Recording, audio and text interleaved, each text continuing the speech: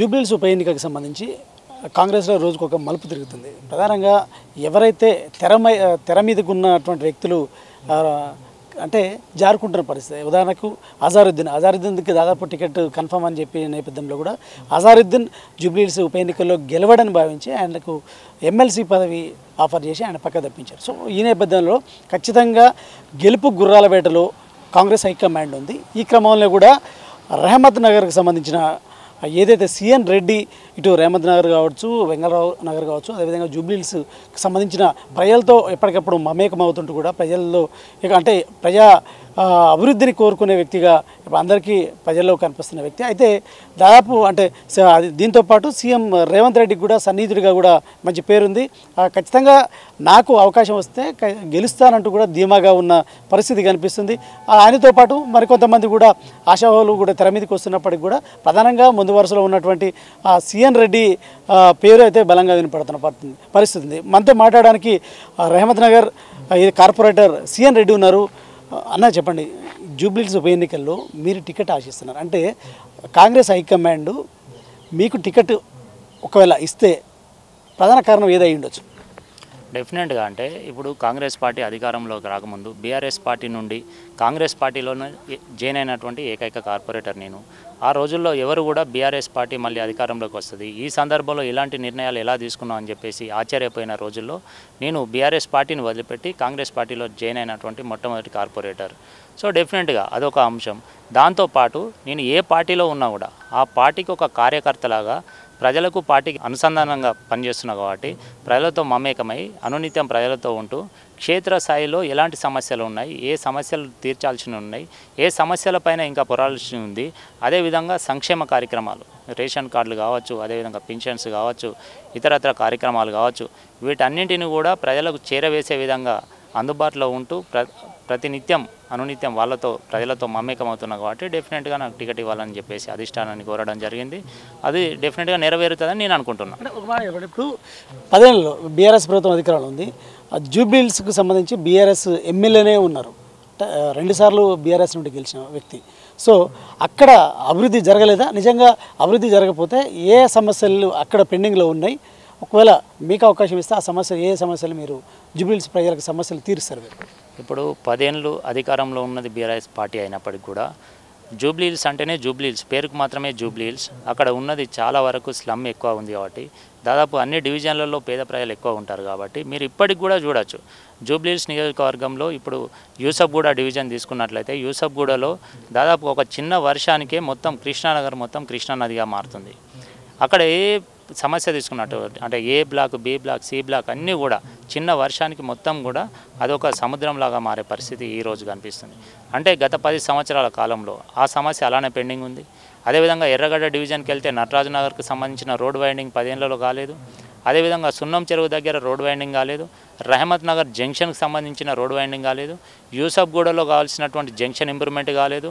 అదేవిధంగా ఈ వెంగళరావు నగర్ మజీద్ గడ్డలో ఉన్నటువంటి సెవరేజ్ సమస్య కావచ్చు, వాటర్ సమస్య కావచ్చు, అదేవిధంగా ముందుకెళ్తే ఎర్రగడ్డలో ఉన్నటువంటి వాటర్ సమస్య కావచ్చు, అదేవిధంగా బ్రిగేడ్ నుండి కల్పతరు నుండి వచ్చే ఏదైతే డాన్ బాస్కో స్కూల్ దగ్గర ఉన్నటువంటి రోడ్ వైండింగ్ కావచ్చు, ఇలా అనేక సమస్యలు గత 2 సార్లు మీరన్నట్టు బీఆర్ఎస్ పాలన ఉన్నప్పటికీ కూడా జూబ్లీహిల్స్లో పెట్టిన శిలాఫలకాలు ఎక్కువ, జరిగిన అభివృద్ధి తక్కువ. సో ఇప్పుడు కాంగ్రెస్ పార్టీ గౌరవ ముఖ్యమంత్రి వర్యులు రేవంత్ రెడ్డి గారి ఆధ్వర్యంలో గత 1.5 ఇయర్ నుండి ఒక్కొక్కటిగా పనులు చేపట్టడం జరుగుతుంది.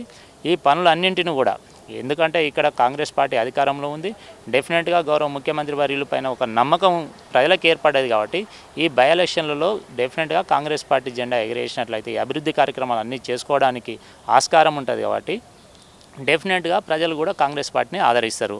మీరు అనేక సంక్షేమ కార్యక్రమాలలో కూడా కాంగ్రెస్ పార్టీ గతంలో బీఆర్ఎస్ పార్టీ మీరు ఒక రేషన్ కార్డులనే తీసుకోండి. బీఆర్ఎస్ పాలనలో 10 సంవత్సరాల కాలంలో ఒక రేషన్ కార్డు ఇవ్వని సందర్భంలో ఇప్పుడు ఈ 1.5 ఇయర్లో గౌరవ ముఖ్యమంత్రి వర్యులు రేవంత్ రెడ్డి గారి ఆధ్వర్యంలో కాంగ్రెస్ పార్టీ ఆధ్వర్యంలో మళ్ళీ రేషన్ కార్డులు ఇవ్వడం జరుగుతుంది. ఇప్పుడు పేద ప్రజలు ఎక్కడికి వెళ్ళినా కూడా అప్పుడు స్వర్గీయ వైఎస్ఆర్ సమయంలో రేషన్ కార్డులు ఇచ్చారు మాకు, మళ్ళీ ఇప్పుడు గౌరవ ముఖ్యమంత్రి వర్యులు రేవంత్ రెడ్డి గారి ఆధ్వర్యంలో రేషన్ కార్డు మాకు దొరుకుతుందనే సంతోషం ప్రజల నుండి వస్తుంది కాబట్టి డెఫినెట్గా కాంగ్రెస్ పార్టీ ఎక్కడైనా కూడా ఆదరిస్తారు. ఒక మాట చెప్పండి, ఇప్పుడు మీకు ఒకవేళ జూబ్లీహిల్స్ నుండి టికెట్ కాంగ్రెస్ టికెట్ వస్తుందంటే అది రేవంత్ రెడ్డికి సన్నిహితుడిగా వస్తుందా, లేదంటే అక్కడ మొత్తం జూబ్లీహిల్స్ నియోజకవర్గంలో వెల్ నోటెడ్, అది అభివృద్ధికి సంబంధించి ముందుండి నడిపించే సీఎన్ రెడ్డి లాగా వస్తుందా? ఏ క్రైటీరియాలో మీకు టికెట్ రావచ్చు? ఇప్పుడు సిఎన్ రెడ్డి అంటే ఏదో ఒక వర్గానికి కాదు. నేను అక్కడ గతంలో చూశారు, ఇప్పుడు కూడా చూస్తున్నారు. సిఎన్ రెడ్డి అంటే ఒక సెక్యులర్ లీడర్. అక్కడ మైనార్టీ కావచ్చు, క్రిస్టియన్స్ కావచ్చు, అదేవిధంగా బీసీ వర్గం కావచ్చు, ఎవరికైనా కూడా సిఎన్ రెడ్డికి ఒక కులం మతం లేదు. ఇలాంటి వ్యక్తి సిఎన్ రెడ్డి. డెఫినెట్గా అక్కడ ఉన్నటువంటి ప్రజలు కూడా అనేక మతాసులు, అనేక కులాలు, ఇది మిక్స్డ్ ఇవన్నీ ఉన్నాయి కాబట్టి నేను అందరితో కలుపుకోలుగా ఉండే వ్యక్తి నేను. డెఫినెట్గా అక్కడ ఉన్న కుల మతాలకు అతీతంగా ఏ కార్యక్రమమైనటువంటి అంటే రంజాన్ కావచ్చు, బతుకమ్మ కావచ్చు, శ్రీరామనవమి కావచ్చు, రంజాన్ కావచ్చు, ఏదైనా కూడా అక్కడ గొప్పగా ఒక పెద్ద ఎత్తున ఒక పండుగ వాతావరణంలో నిర్వహించిన సందర్భాలు నా డివిజన్లో నన్ను చూశారు. అక్కడ ఉన్న ప్రజలు కూడా చూశారు.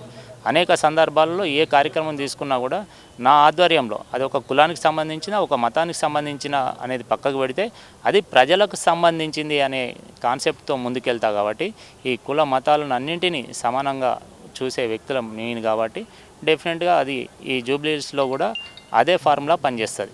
అంటే ఇప్పుడు జూబ్లీహిల్స్ ఉప ఎన్నికల్లో ఖచ్చితంగా కాంగ్రెస్ పార్టీ అధికారంలో ఉంది కాబట్టి కాంగ్రెస్ పార్టీ ఖచ్చితంగా గెలుస్తుందని కూడా ధీమాగా ఉంది. ఈ పోటీ కూడా అదే విధంగా ఉంది. అంటే మీతో పాటు ఇటు బొంతు రామ్మోహన్ కావచ్చు, లేకపోతే ఇంకా మిగతా నాయకులు కూడా పోటీ పడుతున్నారు. అంటే స్థానికులకే టికెట్ ఇవ్వాలనే అంశంలో కూడా కాంగ్రెస్ ఇప్పటికే మంత్రి పొన్నం కావచ్చు, ఇతర నేతలు కూడా చెప్తున్న పరిస్థితి. సో మీరు స్థానికుడు అయినందుకు ఖచ్చితంగా మీకు టికెట్ వస్తుంది అనే ఆశాభావంతో మీరు ఉన్నారు. సో ఒకవేళ వస్తే ఖచ్చితంగా ఎంత మేరతో గెలుస్తారు? ఆ నియోజకవర్గానికి ఏం చేస్తారు మీరు? డెఫినెట్గా అంటే ఎంత మెజారిటీ అనడం కంటే డెఫినెట్గా గెలుస్తాం. ఇక్కడ జూబ్లీహిల్స్ నియోజకవర్గంలో కాంగ్రెస్ పార్టీ తరఫున 100% మంచి మెజారిటీతో, భారీ మెజారిటీతో గెలుస్తా. డెఫినెట్గా అక్కడ ఉన్నటువంటి సమస్యలు ఇంతకుముందు చెప్పినట్లుగా ఆ సమస్యలతో పాటు ఎక్కువ మంది, దాదాపు 48% మహిళలు ఎక్కువ ఉండే ప్రాంతం జూబ్లీహిల్స్ నియోజకవర్గం కాబట్టి వాళ్ళకి ఒక స్కిల్ డెవలప్మెంట్ సెంటర్ నెలకొల్పాలనేది మా ఒక ముఖ్య ఉద్దేశం. దానికి సంబంధించినటువంటి ప్రతిపాదనను కూడా గౌరవ ముఖ్యమంత్రి వర్యులకు ఇవ్వడం జరిగింది. ఇక్కడ ఉండే పేద మహిళలని ప్రతి ఒక్కరిని కూడా గొప్పవాళ్ళని చేయడమే మా లక్ష్యం. సో డెఫినెట్గా ఇక్కడ జూబ్లీహిల్స్ నియోజకవర్గంలో ఉన్నటువంటి రహమత్ నగర్ కావచ్చు, వెంగళరావు నగర్లో కొంత పాటు కావచ్చు, అదేవిధంగా ఎర్రగడ్డ, బోరబండ, యూసఫ్గూడ, కొంత పాటు షేక్పేట్లో చాలామంది పేద ప్రజలు, పేద మహిళలు నివాసం ఉంటున్నారు కాబట్టి ఆ మహిళలకు ఏ కార్యక్రమం చేస్తే మంచి జరుగుతుంది, ఏ కార్యక్రమం చేస్తే వాళ్ళు అంటే ఆర్థికంగా బలపడగలుగుతారు, వాటిపై కొన్ని రీసెర్చ్లు కూడా చేసిన తర్వాత ఒక స్కిల్ డెవలప్మెంట్ సెంటర్ నెలకొల్పినట్లయితే వాళ్ళకు స్వయం సంఘాలుగా ఏదైతే ప్రాతినిధ్యం వహిస్తున్నారో వాళ్ళకు కూడా కుట్టు మిషన్లు కావచ్చు, అల్లికలు కావచ్చు, ఇతరత్ర వాళ్ళు చేసే ఇతరత్ర పనులు కాబట్టి వాళ్ళలో నైపుణ్యం పెంపొందించినట్లయితే వాళ్ళు కూడా ఆర్థికంగా పరిపుష్టి చేసుకోగలుగుతారు కాబట్టి వాటిపైన మా కాన్సన్ట్రేషన్ ఉంటుంది. వాటి చేసే విధంగా మేము గౌరవ ముఖ్యమంత్రి వర్యుల గారికి రిప్రజెంటేషన్ ఇచ్చి వాటిని నెలకొల్పుతాం. అంటే జూబ్లీహిల్స్ ఉప ఎన్నిక అంటే కాస్ట్లీ ఉప ఎన్నిక కాబోతుందని కూడా తెలుస్తుంది. ఎందుకంటే ఇటు మునుగోడు బైపోలు కావచ్చు, హుజురాబాద్ బైపోలు కావచ్చు చూసినాం మనం. అంటే అత్యంత కాస్ట్లీగా ఆ నియోజకవర్గాల బైపోలు జరిగిన పరిస్థితి. సో ఇప్పుడు జూబ్లీహిల్స్ కూడా అదే విధంగా ఉండబోతుంది. ఒకవేళ అంత కాస్ట్లీ అయితే సిఎన్ రెడ్డి ఆ భారాన్ని మోయగలడా? మీరు గతంలో చూశారు, ఇప్పుడు కూడా చూస్తున్నారు. కాంగ్రెస్ పార్టీలో ప్రజాస్వామ్యం విలువలు కలిగిన పార్టీ కాంగ్రెస్ పార్టీ. బై ఎలక్షన్లు కావచ్చు, ఏ ఎలక్షన్, జనరల్ ఎలక్షన్స్, ఏ ఎలక్షన్స్ను కూడా ఆర్థిక పరంగా చూడదు కాంగ్రెస్ పార్టీ. గెలిచే నాయకుని చూస్తుంది కాంగ్రెస్ పార్టీ. ఏ నాయకునికి టికెట్ ఇస్తే, ఏ అభ్యర్థికి టికెట్ ఇస్తే ఆ అభ్యర్థి గెలుస్తాడు అనుకుంటే ఆ అభ్యర్థికి టికెట్ ఇస్తారు తప్ప వేరే ప్రాంతీయ పార్టీలలాగా ఏదో బలమైన అభ్యర్థి, డబ్బులు ఉంటేనే అభ్యర్థి గెలుస్తాడు అనుకునేది అది భ్రమ. ఏ అభ్యర్థి అయితే ప్రజలతో ఉంటాడో, ఏ అభ్యర్థి అయితే ప్రజా జీవితంలో గడుపుతాడో, ఏ అభ్యర్థికి అయితే ప్రజలతో అనుసంధానం ఉంటుందో, ఏ అభ్యర్థికి అయితే ప్రజలతో అనిత్యం గడపగలుగుతాడో, ఏ అభ్యర్థి అయితే ప్రజల సమస్యల గురించి పోరాడగలుగుతాడో ఆ అభ్యర్థికి ఉండే వీటన్నింటిని చూసి టికెట్ ఇస్తారు తప్ప ఇతర వాటిని పరిగణలోకి తీసుకొని టికెట్ ఇస్తారు అనుకోవడం అది భ్రమ, అది తప్పు. ఇప్పుడు మళ్ళీ తెరపైకి కూడా మళ్ళీ కొంతమంది నేతలు వస్తున్నారు. ఏదో ఎగ్జాంపుల్ దానం నాగేందర్ కూడా ఈరోజు నేను అవసరమైతే రాజీనామా చేసి జూబ్లీహిల్స్ నుండి పోటీ చేస్తా అంటున్నాడు. అదేవిధంగా బొంతు రామ్మను నాకు అవకాశం వస్తే ఖచ్చితంగా గెలుస్తూనే ఉంటారు. అంటే గెలిచే సెగ్మెంట్ కాబట్టి మిగతా కొంతమంది నేతలు కూడా వస్తారు. అంటే ఒకవేళ ఇన్ కేస్ దానం నాగేందర్కి కానీ ఇతర ఎవరికన్నా టికెట్ ఇస్తే మీరు ఏ విధంగా స్పందిస్తారు? అంటే సానుకూలంగా స్పందిస్తారు పార్టీ కార్యకర్తగా? డెఫినెట్గా ఇప్పుడు ఈ టికెట్ నిర్ణయం అనేది అధిష్టాన నిర్ణయం తుది నిర్ణయం. సో అధిష్టానం ఎవరైతే ఇక్కడ అంటే ఎవరికి టికెట్ ఇస్తే గెలుస్తారు, ఎవరికి ఇవ్వాలి అనుకుంటారో అధిష్టానం పూర్తిగా అధిష్టానం స్వేచ్ఛ కూడా అది. సో ఆ అధిష్టాన నిర్ణయానికి కట్టుబడి ఉండాల్సిందే. అధిష్టాన నిర్ణయానికి కట్టుబడి ఒక కార్యకర్తలా పనిచేయాల్సిన వ్యక్తిగా నేను చెప్తున్నాను. డెఫినెట్గా ఆ నిర్ణయానికి కట్టుబడి పనిచేస్తాం. చివరిగా చెప్పండి, అంటే కాంగ్రెస్ హైకమాండ్కు మీరు ఏం రిక్వెస్ట్ చేస్తారు? ఒకవేళ మీరు జూబ్లీహిల్స్ ఉప ఎన్నికల్లో అంటే ఉన్న అభివృద్ధి ఏ విధంగా చేయబోతారు? మీకు ఇవ్వాల్సి వస్తే నాకు ఈ క్రైటీరియాల టికెట్ ఇవ్వండి, నేను అభివృద్ధి చేసి చూపిస్తా, గెలుస్తానని కూడా ఏ విధంగా చెప్పబోతారు? హైకమాండ్ చెప్పండి. ఇప్పుడు డెఫినెట్గా మీరు చూస్తున్నారు, గౌరవ రాహుల్ గాంధీ గారు కావచ్చు, అదేవిధంగా కాంగ్రెస్ అధిష్టానం కావచ్చు, కాంగ్రెస్ ఆది నాయకత్వం కావచ్చు, ఎక్కడ కూడా యువతను ప్రోత్సహించాలని చెప్పేసి వాళ్ళు కాన్సెప్ట్ పెట్టుకున్నారు. డెఫినెట్గా ఒక యువకునిగా నాకు అవకాశం ఇచ్చినట్లయితే ఈ కాంగ్రెస్ పార్టీకి గ్రేటర్ హైదరాబాద్ పరిధిలో ఒక పునర్నిర్మాణం చేసే విధంగా నేను పాల్పడతా, పార్టీ నిర్మాణం కోసం కృషి చేస్తా, అనునిత్యం పార్టీ కోసం కష్టపడతా, ఒక లాయల్గా ఉండే వ్యక్తిగా డెఫినెట్గా అధిష్టానానికి కూడా లాయల్గా ఉంటాం. సో ఇన్ని కేటగిరీల్లో అంటే అధిష్టానాన్ని కూడా కోరేది ఒకటే, ఏదైతే ఇప్పుడు మీరు ప్రామిస్ చేస్తున్నారు, యువతను ప్రోత్సహిస్తూ అంటున్నారు, అనేక సందర్భాల్లో యువత రాజకీయాల్లోకి రావాలంటున్నారు, అనేక రకాల కమిట్మెంట్స్ అంటే మీరు చెప్తున్నారు కాబట్టి డెఫినెట్గా మీరు యువతను ప్రోత్సహించినట్టు అవుతుంది. డెఫినెట్గా ఇక్కడ గ్రేటర్ హైదరాబాద్ పరిధిలో కొంచెం నాయకత్వం కూడా కొద్దిగా తక్కువ ఉంది కాబట్టి మేము ఆ భర్తీని పూర్తి చేయగలుగుతా అనే విశ్వాసం నాకుంది. చివరి చెప్పండి, ఇప్పుడు జూబ్లీహిల్స్ నియోజకవర్గంలో సెటిలర్స్ ఎక్కువ, సెటిలర్ ఓట్ బ్యాంకింగ్ ఎక్కువ, ప్రధానంగా ఇటు టీడీపీ బెల్ట్ కావచ్చు, ఏపీకి సంబంధించిన ఓటర్స్ కావచ్చు. ఒకవేళ ఆ ఓటర్లను మీరు ఏ విధంగా అంటే మోటివేట్ చేస్తారు?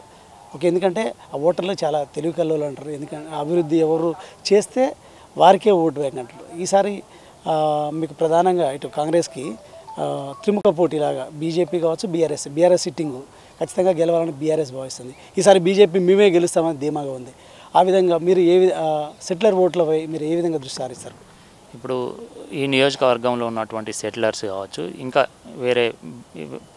వేరే ప్రాంతాల నుండి వచ్చినటువంటి ఇక్కడ ఎవరున్నా కూడా వాళ్ళంతా కొంతమంది బిజినెస్ కావచ్చు, కొంతమంది జాబర్స్ ఉంటారు. వాళ్ళు ఏ వృత్తి ఏదైనప్పటికీ కూడా వాళ్ళు ఇక్కడ ఉండే ఓటర్స్ మన వాళ్ళే, ఎక్కడి నుండి వచ్చినా కూడా మన వాళ్ళే, మన ప్రజలే కాబట్టి డెఫినెట్గా వాళ్ళు కూడా ఇదే చూస్తారు, అందుబాటులో ఉండే నాయకుని చూస్తారు. ఏ నాయకుడు ఉంటే బాగుంటుంది, ఏ నాయకుడు ఉంటే రేపటి రోజున డిస్టర్బెన్స్ ఉండదు, మనకు మంచి జరుగుతుందని వాళ్ళు భావిస్తున్నారు. ఆ నాయకుడు అంటే వాళ్ళు కోరుకునే నాయకత్వ లక్షణాలు నాలో ఉన్నాయి కాబట్టి ఆ సెటిలర్స్ను కూడా మీ ద్వారా కోరుతున్నా. డెఫినెట్గా వాళ్ళు కూడా నన్ను ఆదరిస్తారు. మొత్తంగా జూబ్లీహిల్స్ ఉప ఎన్నికకు సంబంధించి కూడా అంటే ఒక యువతకి ఇప్పటికీ కూడా కాంగ్రెస్ హైకమాండ్ గత ఎన్నికల్లో కూడా యూత్కి ఎక్కువ ప్రియారిటీ ఇచ్చింది, మెజారిటీ స్థానాలు కూడా యువత గెలిచిన పరిస్థితి. సో స్థానికుడిగా ఒక యువకుడిగా తనకు అవకాశం ఇస్తే యువతకు అవకాశం ఇచ్చినట్టు ఉంటుంది. అదేవిధంగా ఖచ్చితంగా అక్కడ స్థానికుడినై నేను గెలుస్తా, అదేవిధంగా కాంగ్రెస్ ఇచ్చినటువంటి ప్రామిసుల్ని ప్రజల్లోకి విస్తృతంగా తీసుకెళ్ళి ప్రజలకు చేరే విధంగా కృషి చేస్తా అంటూ కూడా సీఎన్ రెడ్డి చెప్తున్నారు. మరొక వైపు ఏదైతే జూబ్లీహిల్స్కి సంబంధించిన అన్ని సమస్యలపై తనకు అవగాహన ఉంది. సో ఖచ్చితంగా తనకు అవకాశం ఇస్తే గ్యారంటీగా గెలిచి తీరుతాను, మెజార్టీతో గెలుస్తా అంటూ కూడా అదేవిధంగా కాంగ్రెస్ హైకమాండ్కు గిఫ్ట్ ఇస్తా అంటూ గెలిచి అంటూ కూడా సీఎన్ రెడ్డి చెప్తున్న పరిస్థితి. చూడాలి మొత్తంగా ఏదైతే ఈ జూబ్లీహిల్స్ ఉప ఎన్నికకు సంబంధించి కాంగ్రెస్లో రోజుకు పెరుగుతున్నటువంటి ఈ పోటీలో ఖచ్చితంగా స్థానికుడైనట్టు ఇప్పటికే కూడా ఈ సర్వేలో కూడా కాంగ్రెస్ చేపట్టినటువంటి సర్వేలో కూడా సీఎన్ రెడ్డి స్థానికుడని కూడా ప్రముఖంగా వినిపిస్తుంది. అదేవిధంగా మరికొంతమంది మీద తెరపైకి వస్తున్నారు. మరోవైపు సీఎన్ రెడ్డి సీఎం రేవంత్ రెడ్డికి అత్యంత సన్నిహితుడిగా కూడా పేరుంది. సో ఆయనకు దాదాపు టికెట్ ఇస్తే గెలిచే అవకాశాలు ఉన్నట్టు కూడా సర్వేలు చెప్తున్న నేపథ్యంలో కూడా మరి కాంగ్రెస్ హైకమాండ్ సీఎన్ రెడ్డికి టికెట్ ఇస్తుందా, లేక టికెట్ ఇస్తే గెలుస్తాడా లేదా అనేది మాత్రం ఖచ్చితంగా ఏదైతే లోకల్ బాడీ ఎన్నికలు సమీపిస్తున్న నేపథ్యంలో కూడా మరికొద్ది రోజుల్లో తేటతెల్లం అవుతుంది. కెమెరామ్యాన్ శ్రీకాంత్తో శ్రీనివాస్, మెగా 9 టీవీ, హైదరాబాద్.